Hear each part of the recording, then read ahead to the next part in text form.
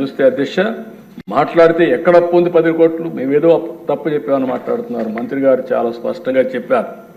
నేను ఇప్పుడే చెప్తున్నా, మీరు చూస్తే అధ్యక్ష గవర్నమెంట్ డెట్ 4,38,728 కోట్లు, పబ్లిక్ అకౌంట్ లయబిలిటీస్ అంటే ఉద్యోగస్తుల డబ్బులు కూడా మొత్తం వీళ్ళు తీసుకొని వాడేసే పరిస్థితికి వచ్చారు, 80,914 కోట్లు.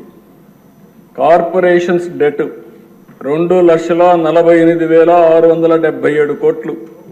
సివిల్ సప్లైస్లో అప్పు 36,000 కోట్లు. డ్యూ టు పవర్ సెక్టర్లో వాళ్ళకి ఇవ్వాల్సింది 34,267 కోట్లు.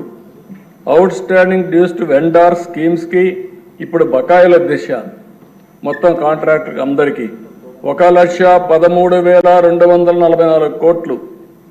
అదే మరి ఉద్యోగస్తులకు ఇవ్వాల్సింది ఇమీడియట్గా 21,980 కోట్లు. Non contribution of sinking fund కింద 1,191.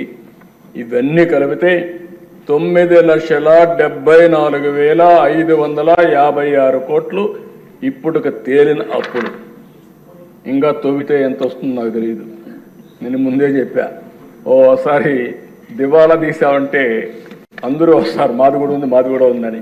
కానీ అది చెప్పడం లేదు కాబట్టి గుమ్మడంగా ఏం చేయాలో చేసే పరిస్థితికి వచ్చా. ఇది కాదని ఎవరన్నా అంటే రండి, లెక్కలు చూపిస్తా. ఆ లెక్కలు చూసిన తర్వాత గుంజీలు పెట్టిస్తా.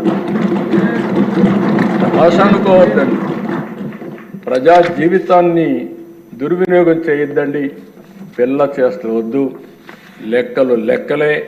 ఈ లెక్కల్ని ఎవ్వరూ ఏమీ చేయలేరు. గవర్నమెంట్ దగ్గర మీరు అకౌంట్ దాచిపెట్టారు. ఈరోజు మేము ఏది కూడా దాపరికం లేదు. అందుకే అన్ని జీవోల్ని ఆన్లైన్లో